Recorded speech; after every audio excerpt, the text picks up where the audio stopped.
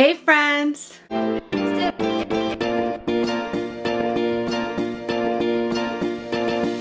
My name is Desiree, aka Mama Friendly, and I do all sorts of videos on my channel.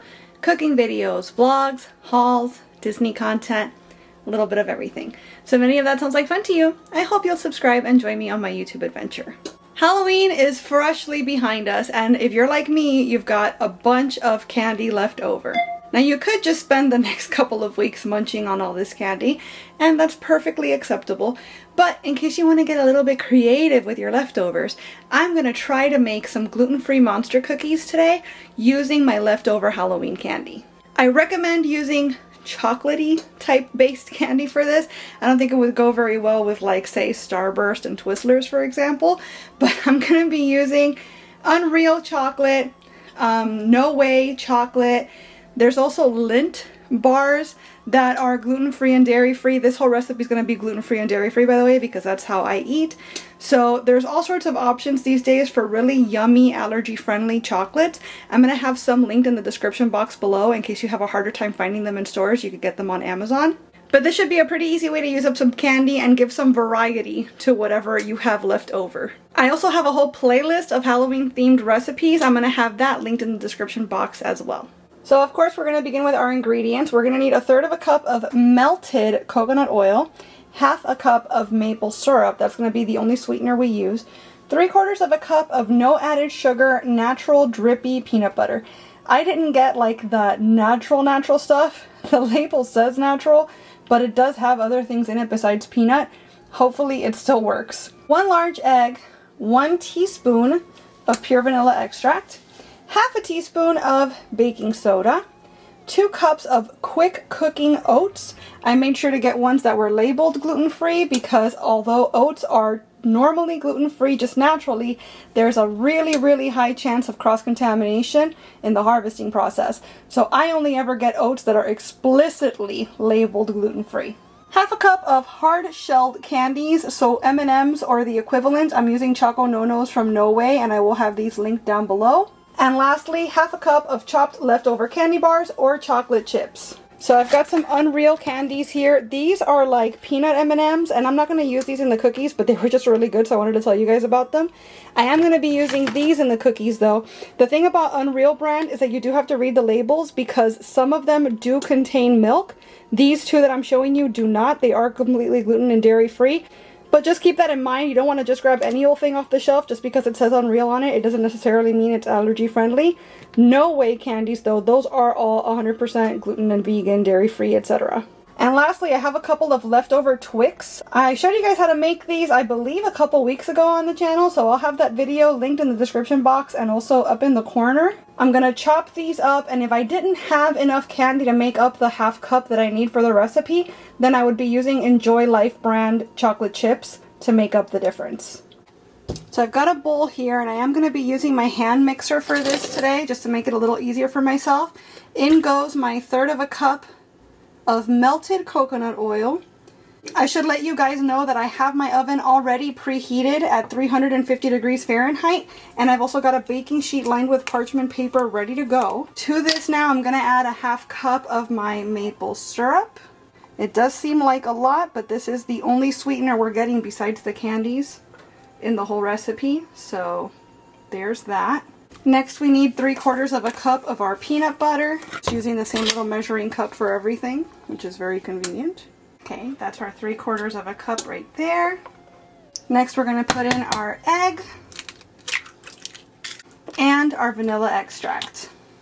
I'm going to whisk this together until it's fully combined. I am going to let you guys know right now that the hand mixer is overkill. You really don't need this, but like I said, I just want to make my life a little easier today.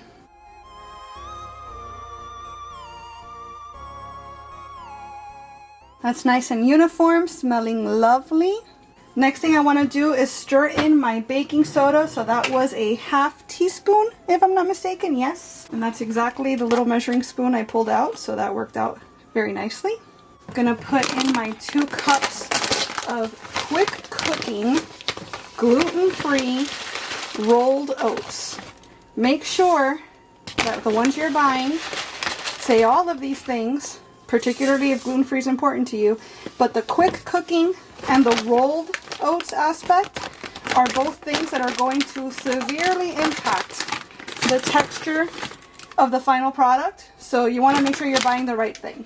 The last thing that's going to go in here is my candy. So I'm going to go ahead and give all of this a rough chop. I'm certain I have more than the half cup, so I will measure it because I don't want to go overboard on the candy and throw off the ratios.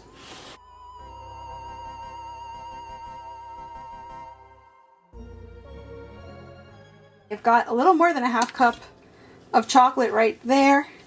And I think what I'm going to do, rather than put in both little baggies of our M&Ms, if you will, I'm going to just put some of them into the batter, but I'm going to reserve most of them for putting on top of the prepared cookie dough shapes so that they look a little prettier. So that's everything. I'm going to give this a quick little mix now to incorporate it all. So this is what it's looking like right now. And typically at this stage before baking cookies, I like to refrigerate my dough to help give it more structure. But in this case, what we're going to do instead is that we're going to leave the batter out, just sitting on the counter for 15 minutes at room temperature. And the reason that we're doing that is because we're giving those oats a chance to soak up whatever hydration they can get from the rest of the ingredients. And that's going to help them cook up properly when it comes time to bake. So if you have not preheated your oven to 350 degrees, make sure you do that now while we give this a 15-minute break to hydrate and do its thing. Alright pals, 15 minutes have elapsed and this is looking a lot more solid. It's a lot thicker and it looks to me like those oats must have absorbed a good amount of liquid there. My instinct, as I already mentioned, is that this needs to be refrigerated before I bake. But I'm going to trust the recipe. I'm just going to go ahead and scoop out some cookies using my handy dandy cookie scoop here. I'm going to try to give them some space because they are expected to spread. So I think instead of doing a dozen per sheet, I'm actually just going to do 9. So they have extra room to grow. Now come back around and do another batch.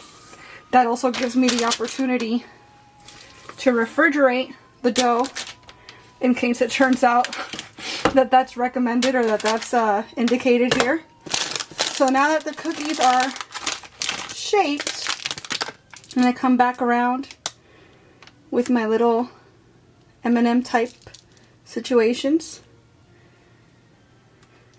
and just kind of smoosh them in there. These do have more natural colors because there's no artificial dyes in these. That looks good. So now these are going to go into the oven at 350 degrees for 12 to 14 minutes. I'll let you guys know exactly how long I baked mine for so you can have an idea of how much it's going to actually take.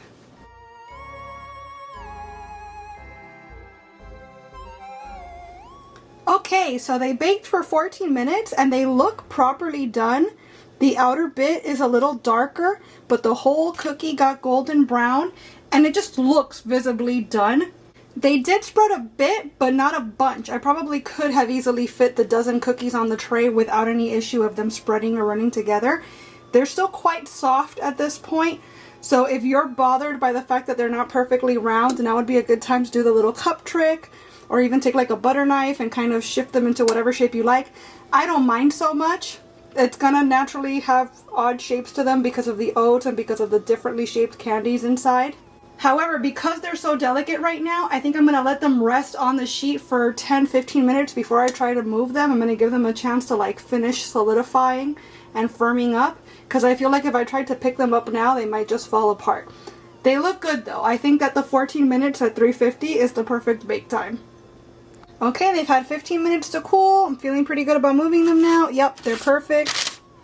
They're coming right up off the paper. Nothing is sticking. They're in one solid shape and form. I'm going to break one open. That's perfect. Perfectly cooked. I'm going to give it a little taste. It smells very peanut buttery, so that's what I'm expecting a lot of. That is so, so, so good. Perfect texture. You still get, like, you know it's an oat-based cookie, but the oats are perfectly cooked. Like, they're not still dry or crunchy or anything. Lots of peanut butter taste, lots of chocolate taste. I did primarily use like M&Ms and Reese's type candies. Even the Twix had peanut butter in the caramel portion, so there's lots of peanut butter and chocolate throughout. Obviously, your mileage may vary depending on what candies you use, but these are delicious. And the great thing about these is that they can freeze for up to 3 months, so it's a great way to prolong your Halloween candy stash. That's good. I went ahead and baked up the second batch. I was able to do some cutesy little monster eye situations with the leftover M&Ms for this second batch. They turned out really, really cute. These are delicious, and I highly, highly recommend that you try them. And the cool thing about them is that they're so versatile because you're always going to get a slightly different flavor depending on what candies you use. And again, versatility in that they're really easy to make allergy friendly or not. It really is up to you what kind of candies you use or what you put in them. But it's, I think, a really, really good recipe in that even if you're not used to eating allergy friendly, you're not going to take a bite out of this and go, ooh, something's off here, because it tastes amazing either way. So if you give these a try for yourself, I'd love for you to come on back and let me know how you like them. And as always, I want to thank you all so much for being here and watching this video. I hope you enjoyed it, and if you did, I hope you'll please give it a big thumbs up before you go. I'd also love it if you would subscribe and click the notification bell so that YouTube will let you know anytime I upload, because I wouldn't want you to miss a minute. Thanks so much again for watching. Bye!